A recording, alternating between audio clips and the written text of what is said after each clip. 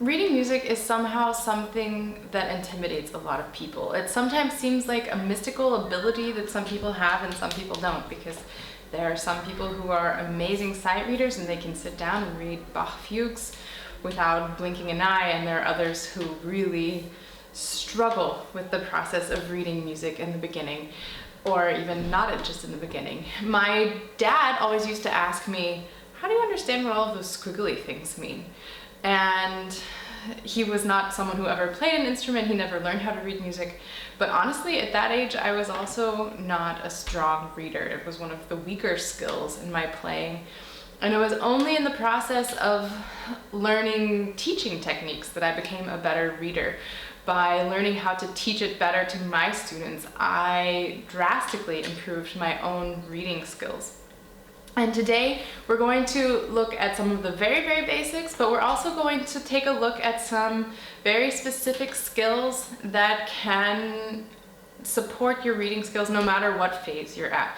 So even if you're just starting out, then you're going to be starting with a very strong foundation. And if you're someone who, like me, for a really long time struggled with reading, this will maybe give you some tools that will help you improve. So before we jump into the more advanced topics that we're going to cover today that are going to help us improve our reading skills, just for anyone who's completely starting from zero, let's go over the very basics. So when we're playing piano, we work with what's called the grand staff system. The grand staff has two clefs.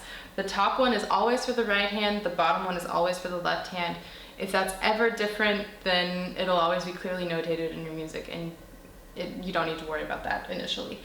And each clef is a system of 5 lines and 4 spaces in between those lines.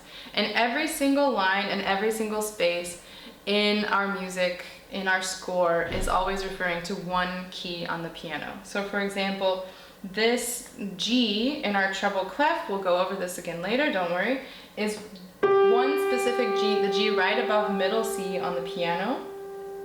And it's only ever that note. It's never anything else. And then as we move upwards, we're of course going upwards on the piano. So if we go up one up from this G, we're in the space, and that's A. And when we go one up from that A, we're on the next line, and that's B, and so on. We just move throughout the alphabet all the way through this system.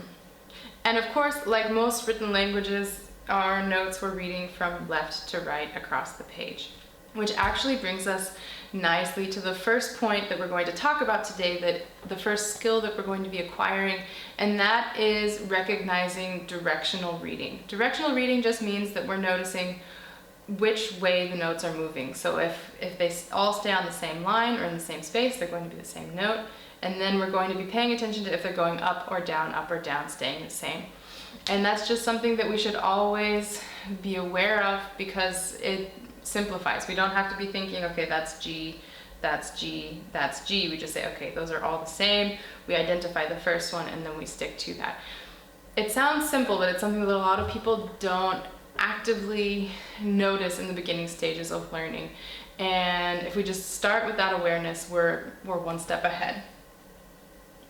The next system that we're going to be using to improving our reading is called the landmark system. So when we're reading music, of course, we want to be able to find and identify all of the notes that we're reading.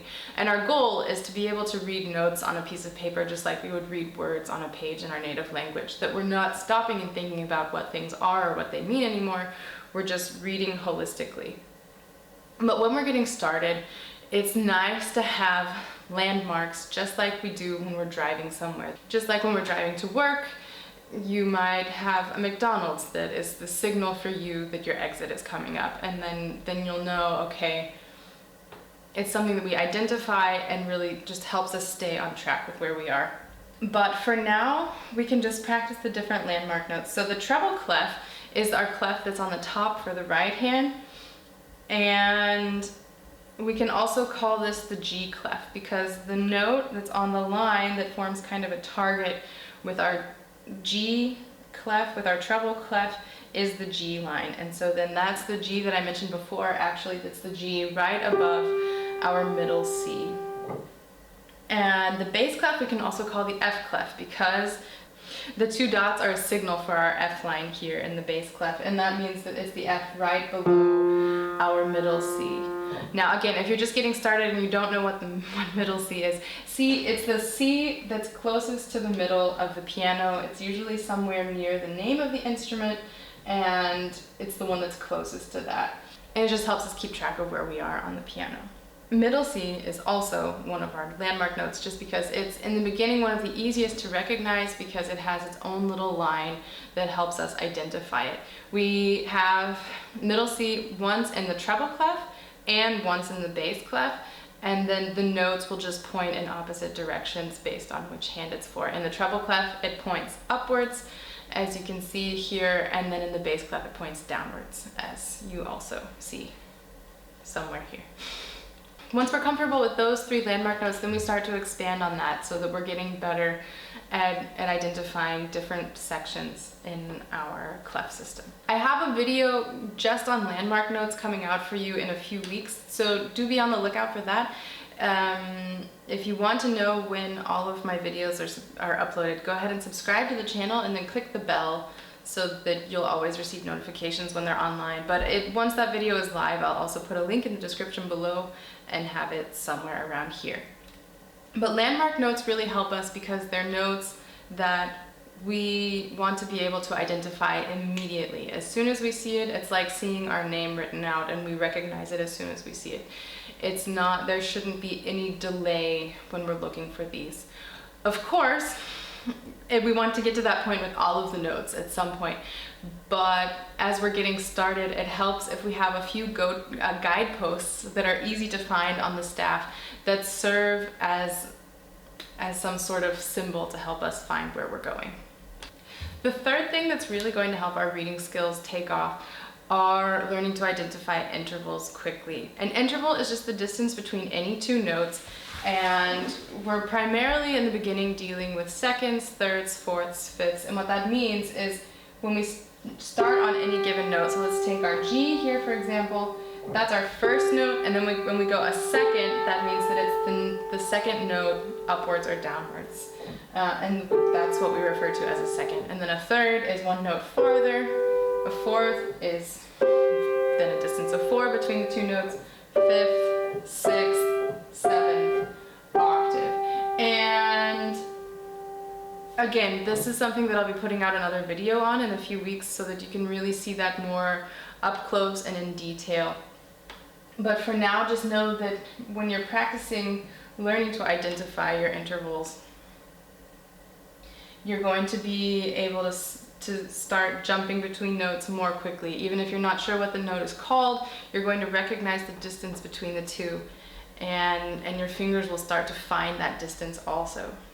When we start to combine these three techniques of reading, then our reading skills are really getting quite solid. If we're reading directionally and we're always recognizing our landmark notes and we're always noting what the intervals are between the different notes, then we're able to start to read in a really fluent way instead of sitting and reading word by word from the page. We're starting to read in phrases and in sentences, and that's when we start to be able to play musically, even if it's the first time that we're seeing a piece of music. The fourth step that I have for you today is the most advanced, and it's probably something that won't come up right away if you're just getting started. If you're already a more advanced player, then maybe it's something that you are already dealing with, and that's why I'm just mentioning it here at the end. But reading harmonically is the fourth step that we want to master. And that just means that typically a lot of music is going to be having a melody in the right hand and some sort of harmonic structure in the left hand. So for example,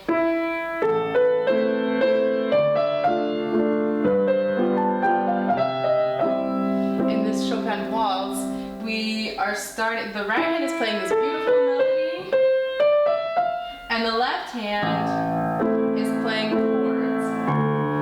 And if we get really good at recognizing these chords as we're playing, and as we're reading through a piece for the first time, then we're starting to see okay, my hand is jumping around a lot. It's not an interval that we're going to be measuring anymore. From here to here, that's ridiculous.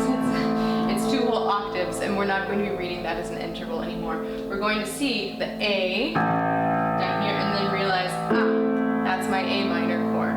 And then the D down in the bass, and oh look, that's a D minor chord.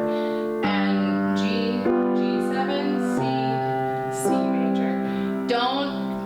Don't worry for now what all of that means. Just know that this is, if you're a more advanced player, then do be starting to think about the chords that are showing up in your music. And if you're just starting out, this is something that will take you a little bit of time to get to. But know that we have something to look forward to once we move past this level that we're at right now. So then what comes next? We have these 4 skills that we've talked about that are going to improve our reading. What do we do with that information? The first thing we're going to do is just practice. Read everything you can get your hands on. The only way to improve reading is by reading, just like the only way to improve at running is going for a run. Of course, there are things that you can do to support those skills you're running, like properly hydrating and paying attention to your nutrition and making sure you're sleeping enough. And those are, by the way, all things that can't hurt us when we're playing the piano either.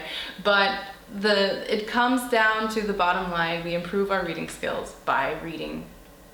I will put a few links to some resources in the description below that just give you some materials if you're looking for music that you can read through. I have also put together a handout that you can just click the link below. You'll find it all in the description. And they can help you practice each of these skills individually and then also together. Adopt this mindset that reading is a skill that we can improve, and then dedicate yourself to practicing it regularly, and you'll see that even within a few days or weeks, you're going to find your reading skills really improving in a dramatic way. Let me know in the comments below which of these tips you found the most useful or the most helpful, or maybe you knew all of these things already. Maybe you have some ideas yourself that you would like to share with all of us.